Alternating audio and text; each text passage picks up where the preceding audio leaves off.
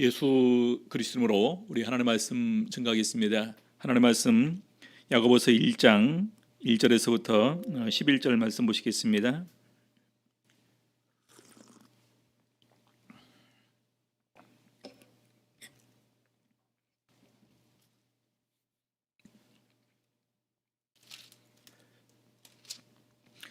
야고보서 1장 1절부터 11절 먼저 우리 8절까지 같이 읽겠습니다. 야고보서 1장 1절에서부터 8절. 하나님과 주 예수 그리스도의 종 야고보는 흩어져 있는 12지파에게 문안하노라. 내 형제들아, 너희가 여러 가지 시험을 만나거든 온전히 기쁘게 여기라. 이는 너희 믿음의 시련이 인내를 만들어내는 줄 너희가 알미라. 인내를 온전히 이루라. 이는 너희로 온전하고 구비하여 조금도 부족함이 없게 하려 함이라. 너희 중에 누구든지 지혜가 부족하거든 모든 사람에게 후히 주시고 꾸짖지 아니하시는 하나님께 구하라. 그리하면 주시리라. 오직 믿음으로 구하고 조금도 의심하지 말라. 의심하는 자는 마치 바람에 밀려 요동하는 바다 물결 같으니 이런 사람은 무엇이든지 주께 얻기를 생각하지 말라. 두 마음을 품어 모든 일에 정함이 없는 자로다. 오늘 이 시간에는 지난 시간 야고보서 우리 그 서론 부분에 이어서 우리 야고보의 권면이라는 제목으로 우리 같이 하나님의 말씀 보도록 하시겠습니다. 먼저 우리 1절은 문안 인사로 저번 시간에 말씀을 드렸습니다. 하나님과 주 예수 그리스도의 종, 예수 그리스도의 동생이었던 야고보가 어떤 계기를 통해서 우리 예수 그리스도를 믿게 되었고 또 나중에 예수 그리스도의 제자가 되었고 더 나아가 예루살렘의 영적 지도자로 이렇게 성장하게 되면서 본인 스스로를 하나님과 주 예수 그리스도의 종으로 고백을 하고 있는가. 우리가 이 부분을 보면서 이 부분은 부활을, 십자가와 부활을 이렇게 목격한 다음에 우리 야고보의 믿음이 더욱더 이렇게 굳어졌을 것이다. 왜냐하면은 우리 고린도전서에 보게 되면은 야고보에게도 나타나셨다. 사랑하는 동생 야고보에게도 부활하신 모습을 나타내 주심을 통해서 정말로 확실하게 믿을 만한 근거를 이렇게 주신 것으로 이해할 수 있습니다. 자, 그러면서 흩어져 있는 12지파에게 문안하노라. 이 흩어져 있는 12지파, 이것은 우리가 더 크게 생각하게 되면은요, 전 세계적으로 이렇게 흩어져 있는 우리 참된 그리스도인들, 참 이스라엘 백성들을 이렇게 의미하는 것입니다. 그래서 예수 그리스도 안에서 새롭게 이렇게 거듭나서 하나님 나라에 들어가게 되는 이런 12지파를 흩어져 있는 12지파라고 이렇게 얘기를 합니다. 그래서 저번에 우리가 이 부분을 일반 서신이다, 특정한 대상이 없이 우리 모든 사람들을 대상으로 보내준 이 서신이 바로 일반 서신 내지는 공동 서신이다. 그래서 먼저 이렇게 우리 이 부분을 얘기를 하고 있습니다.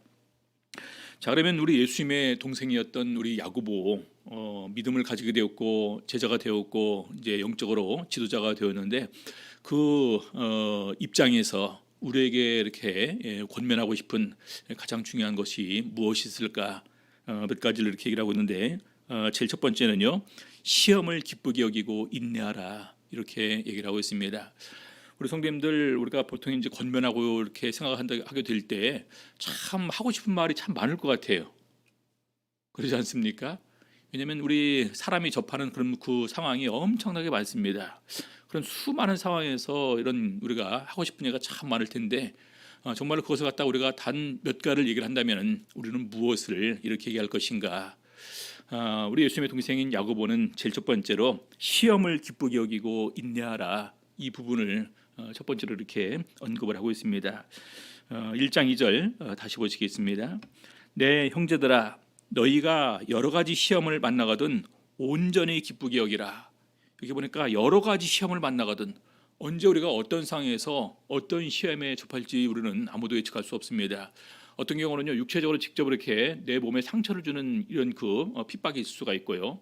어떤 경우는 정신적으로 오는 여러 가지 수많은 부분에서, 어떤 관계적인 부분에서, 어떤 부분에서 또 이렇게 인격적인 부분에서, 또 어떻게 보면 또 다른 부분에서는 이런 그 재물이라든지 어떤 명예, 지위, 지식, 어떤 외모, 이런 수많은 부분까지 우리가 이렇게 어려움을 당할 때가 있을 테고, 또 더 나아가 우리가 하고자 하는 이런 수많은 일들에서 당하는 이런 그런 시험도 없잖아 있을 것입니다. 자, 그래서 보니까 여러 가지 시험을 만나거든 온전히 기쁘게 여기라는 것입니다. 여러분들 시험에 올 때 기쁘게 여긴다. 참 이것이 쉽지 않아요. 저도 계속해서 이제 목회를 하는 가운데에서 어떤 경우는 하나님께서 나에게 이렇게 인내하는 시험을 위해서 또 인내를 훈련시키기 위해서 이런 것을 주셨구나 이렇게 생각하면서 이렇게 이제 그 받아들이고 노력하지만 그럼에도 불구하고 참 그것이 쉽지는 않다라는 부분을 이렇게 많이 이렇게 느끼게 됩니다. 그래서 우리는 근본적으로 내가 언제 어떤 상황을 맞았는지 항상 나는 기쁘게 여긴다라는 이런 마음의 준비가 되어 있지 않으면요 사실 얘기해서 이것이 어려운 부분입니다. 실제적으로 우리 제자들은 어떠한 부분에서 이런 부분을 갖다가 기둥이 기쁘게 여기는 가운데에서 견딜 수가 있었을까? 우리 사도행전 5장 40절 41절 보시겠습니다. 사도행전 5장 40절 41절 저희가 옳게 여겨 사도들을 불러들여 채찍질하며 예수의 이름으로 말하는 것을 금하고 놓으니 사도들은 그 이름을 위하여 능욕받는 일에 합당한 자로 여기심을 기뻐하면서 공회 앞을 떠나니라. 여러분 여기 보니까 우리 사도들이 이제 예수 이름으로 전하지도 말고 예수 그리스도를 증거하지 말고 예수를 그리스도라 말하지도 말라. 그래서 위협을 당하고 협박을 당하고 채찍질을 당했습니다. 여러분 이것이 기뻐할 일입니까? 그렇죠? 맞으면서 좋아하는 사람들 없을 것입니다. 근데 제자들은 그 상황에서 기뻐할 수 있었다는 것입니다. 어떤 이유로 기뻐했냐? 41절 보니까요. 그 이름을 위하여 능욕받는 일에 합당한 자로 여기심을 기뻐하면서 합당한 자로 여기심을 받았다라는 것은 예수님께서 내 믿음의 그 분량을 인정해 주셨다는 것입니다. 이제 이 정도로 환난과 핍박과 아픔을 당한다 할지라도 이제는 나를 위해서 또 나를 믿음으로 오히려 기쁨으로 이것을 받아들일 수 있을 것이다 라고 인정한 가운데서 그들에게 이런 환난을 허락했다라는 것입니다. 그래서 제자들은 바로 그런 마음으로 기뻐했다 이렇게 얘기를 하고 있습니다. 우리 계속해서 베드로전서 4장 12절 14절까지 보시겠습니다. 베드로전서 4장 12절 14절 사랑하는 자들아 너희를 시련하려고 오는 불시험을 이상한 일을 당하는 것 같이 이상히 여기지 말고 오직 너희가 그리스도의 고난에 참여하는 것으로 즐거워하라. 우리 사도 바울은 이미 이제 우리 사도행전 5장의 그 사도들 중에 하나가 베드로 사도입니다. 그렇죠? 근데 베드로 사도가 역시 계속해서 하는 가운데에서 그리스도의 고난에 참여하는 것으로 즐거워하라. 이는 그의 영광을 나타내실 때에 너희로 즐거워하고 기뻐하게 하려 함이라. 하나님께서 우리가 이제 그 고난을 참고 이렇게 다 극복하고 승리했을 때 나중에 우리 그 하나님의 영광으로 우리를 맞이하게 될 때 바로 그의 앞에서 즐거워하고 기뻐하게 하려매라. 14절 너희가 그리스도의 이름으로 욕을 받으면 복이 있는 자로다. 그리스도의 이름으로 욕을 받으면 복이 있는 자로다. 영광의 영 곧 하나님의 영이 너희 위에 계심이라. 여러분들 정말로 저희가 우리 주변 사람들도 인정하는 가운데서 진실되고 순수한 신앙생활을 하는 가운데서 이 핍박을 받으면요 또 핍박을 받는 가운데서 우리가 정말로 그리스도인다운 모습을 보게 되면은 내 주변의 사람들도 같이 인정해주고 같이 감동을 받고 진실한 크리스찬으로 나를 이렇게 생각을 해줍니다. 또 그런 모습을 보시는 우리 하나님께서는 더욱더 기뻐하시게 될 것입니다. 자, 그래서 중요한 것은 우리가 이 세상에서 어떤 시험을 만날 때 어떤 모습으로 우리가 받아들이느냐 이것이 중요하다는 것입니다. 그리스도의 이름으로 우리가 참고 인내하고 견디게 될 때 바로 그것이 복을 받을 수 있다.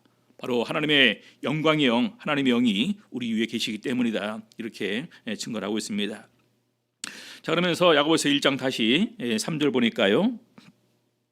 1장 3절 이는 너희 믿음의 시련이 인내를 만들어내는 줄 너희가 알미라.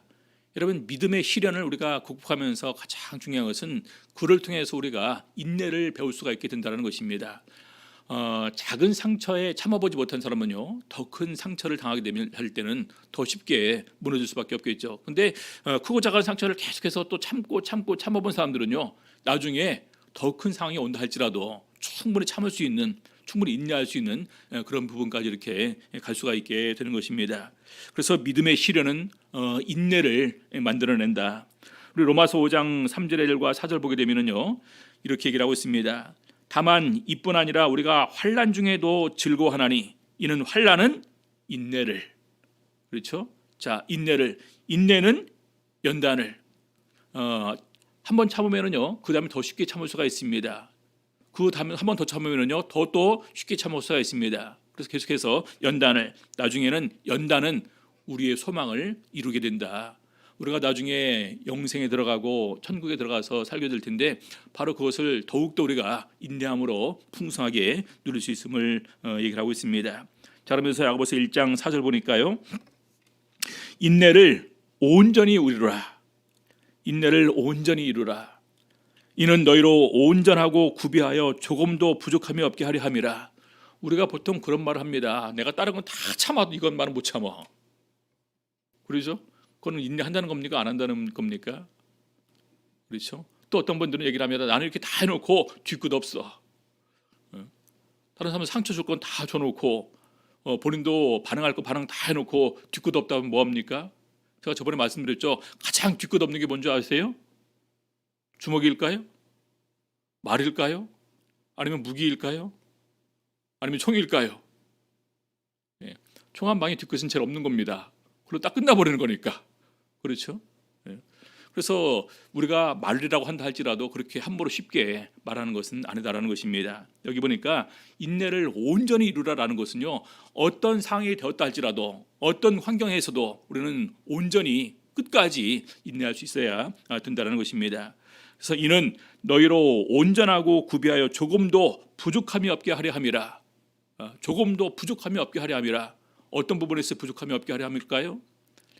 예수 그리스도를 만나는 데 있어서, 그렇죠? 예수 그리스도를 영접하는 데 있어서 나중에 하나님 나라에 들어감에 있어서 더욱더 풍성하고 넉넉하게 우리가 들어갈 수 있음을 얘기를 하고 있습니다. 베드로전서 1장 7절에서부터 9절까지 보시겠습니다. 너희 믿음의 시련이 불로 연단하여도 없어질 금보다 더 귀하여 예수 그리스도에 나타나실 때에 칭찬과 영광과 존귀를 얻게 하려 함이라. 여러분, 믿음과 시련과 인내와 소망, 결과적으로 중요한 것은 칭찬과 영광과 존귀를 얻게 함입니다. 예수를 너희가 보지 못하였으나 사랑하는도다. 이제도 보지 못하나 믿고 말할 수 없는 영광스러운 즐거움으로 기뻐하니 믿음의 결국 곧 영혼의 구원을 받음이라. 예수님께서 우리 눈에 보이지 않지만 우리가 분명히 예수를 통해서 확신하고 있는 부분은 우리 영혼의 구원이 있다는 것입니다. 그래서 더욱더 큰 기쁨과 감사함으로 어떤 환난과 어려움과 심지어는 핍박 박해도 다 이길 수 있는 우리 성도님들 되시기 바랍니다. 자, 두 번째는요, 이 지혜를 구하라 이렇게 얘기를 하고 있습니다. 야고보서 1장 5절에서부터 8절까지 내용인데요. 먼저 우리 5절 보겠습니다. 너희 중에 누구든지 지혜가 부족하거든 모든 사람에게 후히 주시고 꾸짖지 아니하시는 하나님께 구하라. 그리하면 주시리라. 여러분, 하나님께서 우리 한 가지 소원 들어준다고 할 때 정말로 한 가지 들어줄게 한다면 뭘 구하시겠습니까? 이미 성경에 답이 나와 있죠, 그렇죠? 우리 솔로몬이 지혜를 구했습니다. 이 지혜는 가장 가치 있고 귀중한 것이다. 왜냐하면 우리가 가장 중요한 것은요, 어떤 선택을 해야 됩니다. 그렇죠? 근데 그 선택이 지혜로운 선택을 할 수 있어야 되겠죠. 말을 해야 됩니다. 어떤 말을 해야 될까요? 그 상황에 가장 적절한 지혜로운 말을 할 수 있어야 되겠죠. 행동을 해야 됩니다. 어떻게 행동할까요?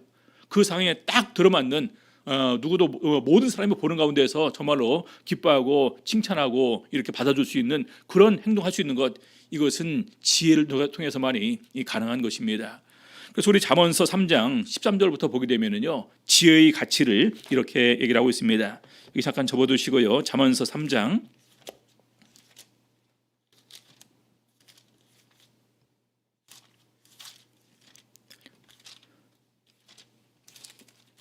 13절 읽습니다. 지혜를 얻은 자와 명철을 얻은 자는 복이 있나니 14절 이는 지혜를 얻는 것이 은을 얻는 것보다 낫고 그 이익이 정금보다 나음이니라. 지혜는 진주보다 귀하니 너의 사모하는 모든 것으로 이에 비교할 수 없도다. 여기 보니까 지혜와 명철을 얻는 것이 은보다 정금보다 진주보다 더 귀하다 이렇게 얘기를 하고 있습니다. 왜 그럴까요? 16절 보니까요, 그 우편손에는 장수가 있고 그 좌편손에는 부귀가 있나니 그 길은 즐거운 길이요 그 첩경은 다 평강이니라. 그래서 지혜를 얻은 사람이 장수하는데 더 한 걸음 다가가고요, 지혜를 얻은 사람이 더욱더 부귀를 누릴 수도 있고, 지혜를 얻은 사람이 즐겁게 인생을 살고, 지혜를 얻은 사람이 더욱더 빨리 그것을 이루는 가운데서 평안을 다 누리는 가운데서 얻게 된다는 것입니다. 그래서 18절, 지혜는 그 얻은 자에게 생명나무라. 지혜를 가진 자는 복되도다. 그래서 지혜를 얻은 자는 생명나무고 지혜를 가진 자는 복되도다, 그렇게 얘기를 하고 있습니다. 그래서 이 세상에서 가장 귀한 것 하나를 꼽는다면 그것은 지혜일 것입니다. 근데 그 지혜도 어떤 지혜가 가장 귀한 지혜일까요? 어떤 지혜가? 바로 그것은 하나님을 알고 하나님의 섭리와 하나님의 뜻을 아는 지혜가 가장 귀한 지혜다, 이렇게 얘기할 수 있습니다. 여러분들 아까 장수가 있고 부귀가 있고 첩경이 있고 즐겁고 평안한 길을 다 누린다 할지라도 우리가 구원 얻지 못하면, 천국에 들어가지 못하면, 영생 누리지 못하면 의미 없는 것 아니겠습니까? 그래서 바로 하나님을 알고 하나님의 그 구원 계획을 알고 또 하나님의 뜻을 아는 지혜가 가장 귀한 지혜다. 고린도전서 2장 우리 6절에서부터 9절까지 보시겠습니다. 읽겠습니다. 그러나 우리가 온전한 자들 중에서 지혜를 말하노니 이는 이 세상의 지혜가 아니요 이 세상에 없어질 관원의 지혜도 아니요 오직 비밀한 가운데 있는 하나님의 지혜를 말하는 것이니, 하나님의 지혜를 말하는 것이니 곧 감추었던 것인데 하나님이 우리의 영광을 위하사 만세전에 미리 정하신 것이라. 이 지혜는 이 세대의 관원이 하나도 알지 못하였나니 만일 알았다면 영광의 주를 십자가에 못 박지 아니하였으리라. 기록된 바 하나님이 자기를 사랑하는 자들을 위하여 예비하신 모든 것은 눈으로 보지 못하고 귀로도 듣지 못하고 사람의 마음으로도 생각지 못하였다 함과 같으니라. 여러분들, 이 하나님의 지혜를 이 세상에 그 지혜롭다고 하는 이런 현자들이 이것을 깨달은 것도 아니고, 이 세상에 지위가 높은 사람이 이것을 깨달은 것도 아니고, 이 사람의 재물이 많은 사람이 이것을 깨달은 것도 아니다라는 것입니다. 이 지혜는 감추어진 지혜였고 하나님의 지혜였는데 하나님의 부르심을 입은 사람만이 이것을 알 수가 있다는 것입니다. 그래서 예수 그리스도의 십자가 자체가 숨겨졌던 하나님의 지혜였는데 그것을 오늘날 누가 알까요? 많은 사람이 그것을 알지 못한다는 거기 있죠. 자, 그런데 감사한 것은 고린도전서 계속해서 2장 10절 11절 보시겠습니다. 10절 오직 하나님이 성령으로 이것을 우리에게 보이셨으니 성령은 모든 것 곧 하나님의 깊은 것이라도 통달하시느니라. 다시 말해서 성령을 통해서 하나님을 아는 지혜를, 하나님의 섭리를 깨닫는 지혜를, 하나님의 뜻을 우리가 알 수 있는 지혜를 우리에게 주셨다는 것입니다. 11절 사람의 사정을 사람의 속에 있는 영 외에는 누가 알리요 이와 같이 하나님의 사정도 하나님의 영 외에는 아무도 알지 못하느니라. 12절 우리가 세상의 영을 받지 아니하고 오직 하나님께로 온 영을 받았으니 이는 우리로 하여금 하나님께서 우리에게 은혜로 주신 것들을 알게 하려 하심이라. 여러분들, 성령을 주시면서 바로 하나님께서 우리에게 은혜로 주신 것들을 알게 하기 위해서, 깨닫게 하기 위해서 성령을 주셨음을 이렇게 증거를 하고 있습니다. 자, 그래서 13절 우리가 이것을 말하거니와 사람의 지혜의 가르친 말로 아니하고 오직 성령의 가르친 것으로 하나니 신령한 일은 신령한 것으로 분별하느니라. 그렇죠. 이렇게 이 세상에 우리가 살아가는 가운데서 잠깐 우리가 이렇게 한눈 팔게 되면은요, 세상의 어떤 학문적인 부분에 이렇게 우리가 미혹을 받을 수가 있고 또 잘못된 진리에도 미혹을 받을 수가 있습니다. 근데 중요한 것은 성령께서 우리를 참된 진리 가운데로 인도해 주신다. 참된 진리 자체가 우리가 숨겨졌던 하나님의 지혜인 것입니다. 그래서 지혜가 가장 빛을 발하는 것은 하나님을 아는 지혜, 하나님의 이 섭리를 깨닫는 지혜다, 이렇게 얘기할 수 있습니다. 자, 그래서 이런 것을 구할 때 우리가 어떻게 구할 거냐? 우리 야고보서 1장 6절에서부터 8절까지 보겠습니다. 오직 믿음으로 구하고 조금도 의심하지 말라.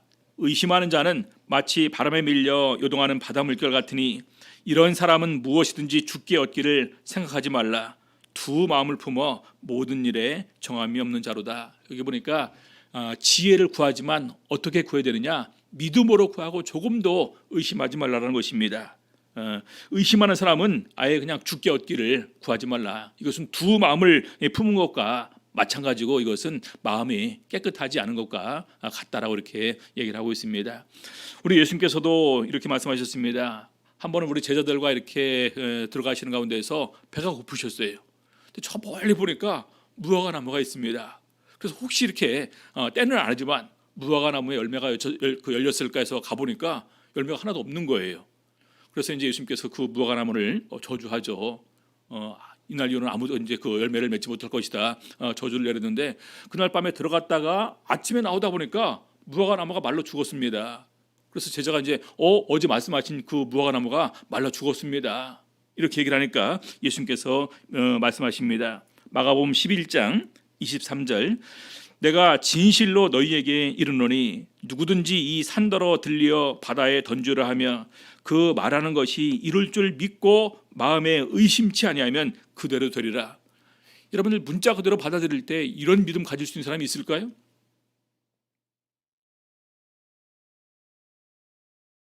있을까요? 이 산더러 들리어 바다에 던지라 하며 그 말하는 것이 이룰 줄 믿고 마음에 의심치 아니하면 그대로 되리라. 여러분 이것은 이 정도로 확신 있는 믿음을 우리가 가질 수 있어야 된다는 것을 의미하는 것입니다. 우리 사도행전에 그 사건이 나오죠. 우리 베드로가 안진뱅이를 이렇게 세웁니다. 은과 금은 내게 없거니와 내게 있는 것으로 내게 주느니 곧 나사렛 예수 그리스도 이름으로 일어나 걸으라. 여러분 바로 그것이 초의 의심 없는 믿음이라는 것입니다. 예수님께서 제자들에게 이런 가르침을 주었을 때 그 제자는 정말로 마음속으로 그것을 담아두었어요. 그리고 나중에는 우리 이제 그 죽은 사람 이제 돌아가죠. 다비다라기도 하고. 가서 이제 그 보니까 이제 많은 사람들이 슬퍼하니까 들어가서 이제 기도하는 가운데서 다비다야 일어나라. 그러니까 일어나 앉습니다. 그래서 바로 이런 부분에서 정말 이렇게 이제 확신 있는 이런 의심하지 않는 이런 믿음을 가지게 된다는 것 자체가 참 은혜이고 복이다라고 생각할 수 있습니다. 24절 보겠습니다. 그러므로 내가 너희에게 말하노니 무엇이든지 기도하고 구하는 것은 받은 줄로 믿으라. 그리하면 너희에게 그대로 되리라. 여러분들 이런 믿음 가질 수 있겠습니까?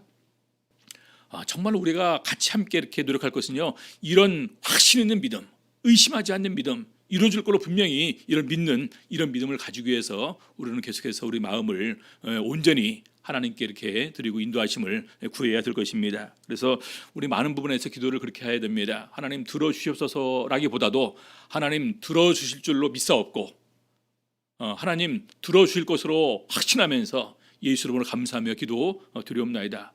마지막 기도가 참 중요한 것 같습니다. 앞에 많은 기도했다 할지라도 그냥 들어주시옵소서 이렇게 비는 것으로 끝나는 것이 아니라 들어줄 걸로 확신하면서 주님 감사합니다. 또 감사와 찬양과 영광을 함께 이렇게 더해서 드리는 기도는 더욱더 이렇게 힘이 있을 것입니다. 자, 마지막 세 번째로 우리 주님과의 관계에서 우리 인생을 보라 이렇게 얘기를 하고 있습니다. 야고보서 1장 9절 보겠습니다. 낮은 형제는 자기의 높음을 자랑하고. 자, 보니까 이제 제일 첫 번째는 우리 이제 인내를 시련을 만날 때 인내를 온전히 이루라 이렇게 얘기를 하고 있습니다. 이것은 끝까지 우리의 믿음을 굳게 지켜야 될 것을 이렇게 말하고 있는 것입니다. 두 번째는요, 지혜를 구하라는 것입니다.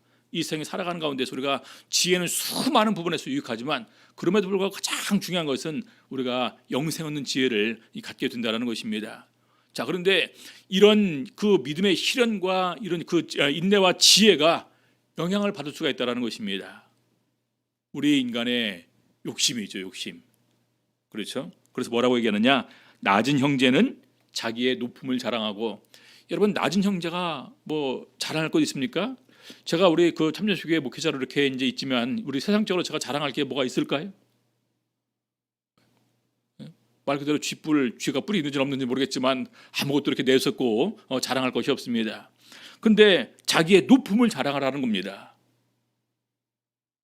어디에서요? 이 세상적으로 보기에는 아무것도 아닌 존재이지만 예수님 안에서는 정말로 예수님의 귀하고 사랑받는 일꾼이다. 그렇죠? 나중에 제자가 물었습니다. 우리가 모든 것을 버리고 다 주를 따랐는데 우리가 나중에 무엇을 얻으리까? 너희가 나와 함께 12 보좌에 앉아서 심판할 것이다. 그렇죠? 주를 위해서 온전히 헌신한 일꾼과 그렇지 못한 사람의 나중에 받을 영광은 분명한 차이가 있다. 이렇게 얘기를 하는 것입니다. 그래서 우리가 이런 부분을 갖다가 세상적으로 인간적으로 눈으로 볼 때는 정말 아무것도 아닌 거지만 예수 그리스도의 안에서 영적인 눈을 떠서 보게 될 때 낮은 형제는 자기 높음을 자랑하고, 그 다음에 10절 부한 형제는 자기의 낮아짐을 자랑할지니 이는 풀의 꽃과 같이 지나감이라. 이 세상에서 내가 어떤 그런 그 세상의 명예와 권세와 지식과 수많은 재물과 수많은 은사를 가지고 있다 할지라도 이거 가지고 자랑하지 말고 오히려 낮아짐을 자랑하라. 인격적으로 낮아지는 가운데에서 오히려 그럴수록 더욱더 겸손한 마음으로 자기의 낮아짐을 이렇게 자랑하라고 얘기하고 있습니다. 왜냐하면 이는 풀의 꽃과 같이 지나감이라. 풀의 꽃과 같이 지나감이라. 방금 순식간에 지나가 버리는 것에 불과하니까 그런 부분을 갖다가 자랑하지 말 것을 얘기하고 있습니다. 우리 잠언서 15장 16절을 보니까 이런 말씀이 있습니다. 가산이 적어도, 재물이 적어도 여호와를 경외하는 것이 크게 부하고 번뇌하는 것보다 나으니라. 참 말은 이렇게 그 짧은 말이지만 좀 너무나 이렇게 우리 마음에 이렇게 다가오는 말입니다. 또 우리 신앙인은 특별히 이런 마음으로 이런 세상 사람들과 우리가 비교할 때요, 그냥 내 삶의 현재 모습을 가지고 다른 사람과 비교할 필요가 전혀 없습니다. 그냥 나는 나대로 살아가는 거예요. 그렇죠? 우리 그런 말 있지 않습니까? 뱁새가 황새 따라가려고 하다가 가랭이 찢어진다. 우리가 그렇게 살 필요가 없습니다. 우리 신앙인들은요, 우리 예수 그리스도 안에서 새롭게 만들어진 새로운 피조물입니다. 이제는 다른 가치를 가지고 이 세상을 살아가는 사람들이에요. 세상에서의 어떤 성공, 사람들이 말하는 어떤 그런 그 좋은 대학 가는 거라든지 좋은 직장 가는 거, 이런 것이 문제가 아니라 우리가 어떻게 이 세상 살아가는 가운데에서 바르게 신앙생활하면서 천국에 갈 준비를 할 수 있느냐, 이것이 더욱더 귀한 것을 우리는 생각을 할 수가 있어야 됩니다. 그러면서 야고보서 1장 11절에 이렇게 증거합니다. 해가 돋고 뜨거운 바람이 불어 풀을 말리우면 꽃이 떨어져 그 모양의 아름다움이 없어지나니 부한 자도 그 행하는 일에 이와 같이 쇠잔하리라. 여러분, 우리가 아무리 잘 나간다 할지라도 인생은 마지막이 있습니다. 그렇죠? 그래서 인생의 마지막이 있다는 것을 우리가 안다라는 것은 사실 너무나 귀한 지식인데, 우리 이것은 부인할 수 없는 진리지 않습니까? 모든 사람들은 태어나지만, 모든 사람들은 나중에 이렇게 이제 그 각자 나름대로 삶을 살아가지만, 그럼에도 불구하고 늙을 수밖에 없고, 그럼에도 불구하고 갈 수밖에 없다라는 것입니다. 그래서 바로 그런 부분에서 우리 인생의 마지막을 우리 마음속에 두는 가운데서 우리가 떠나갈 준비를 하는 것이 참된 지혜다. 요즘에 많은 사람들이 이 죽음의 미학을 얘기를 하죠. 죽음을 예비하는 새로운 학문이 지금 이렇게 이제 새로 생겨서 사람들이 이렇게 준비를 하고 있는 것 같습니다. 근데 안타깝게도 보니까 천국과 영생을 믿지를 못해요. 그냥 아름다운 죽음을 위해서만 이렇게 준비하는 것을 보게 됩니다. 근데 우리에게 분명히 있는 것은 인생은 짧지만 그 짧은 인생 뒤에 더욱더 영원한 인생이, 영원한 생명이 있다는 사실을 우리가 기억을 하셔야 됩니다. 그래서 우리가 이 세상 살아가는 가운데서 이런 마음을 품으셔야 돼요. 고린도전서 1장 우리 26절부터 31절까지 보시겠습니다.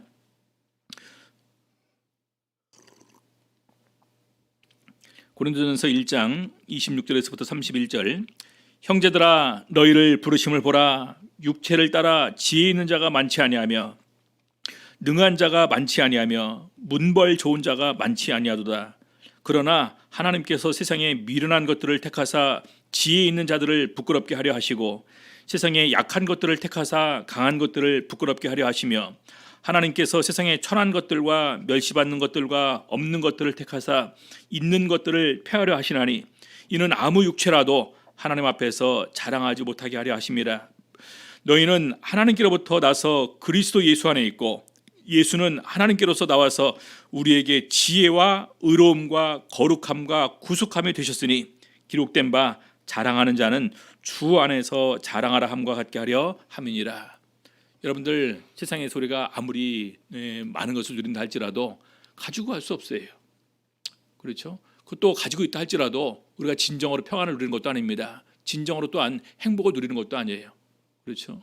그래서 이런 모든 것 잠깐 누리다가 없어지는 것을 우리가 마음을 둘 것이 아니라 정말로 영원히 변치 않는 영원한 생명과 천국을 우리가 생각하는 가운데에서 이 세상에 어떤 상황에 처했다 할지라도 우리 더욱더 항상 기뻐하면서 감사하면서 바로 참된 소망을 간직할 수 있는 우리 성도님들 다 되시기를 예수 이름으로 바랍니다. 기도하시겠습니다. 기도하실 때에 우리 코로나 사태의 빠른 종식을 위해서 정말 우리 모든 성도가 이 세상에서 이렇게 이제 살다 보니까 정말로 우리가 코로나 때문에 신앙생활이 위축될 것이 아니라 코로나 때문이라도 더욱더 우리가 신앙의 가치를 귀하게 생각하면서 다시 하나님께로 돌아올 수 있는 그런 기회가 되었으면 좋겠습니다. 예전에 우리가 대만에 그 큰 지진이 나고 난 다음 해에 제가 이렇게 대만을 방문했는데 그때 산지에 많은 분들이 이렇게 찬양을 들으면서 그런 얘기를 하더라고요. 수많은 재산을 다 잃어버렸지만 가장 귀한 것 신앙을 되찾았다. 하나님을 다시 이렇게 만나게 되었다. 이런 부분이 더욱더 귀한 것임을 이렇게 얘기하는 것을 들었습니다. 그래서 우리가 코로나 사태를 통해서 더욱더 우리 인간의 연약함을 인정하고 내일 일을 알지 못하는 우리의 존재를 인정하고 또 이렇게 병들고 죽을 수밖에 없는 우리 존재를 인정하는 가운데에서 바로 이런 우리를 구원하신 예수 그리스도의 사랑과 은혜를 더욱더 귀하게 여길 수 있는 저희들 될 수 있도록 인도하여 주시옵소서. 같이 기도하시겠습니다. 할렐루야. 주 예수 이름으로 기도하옵나이다.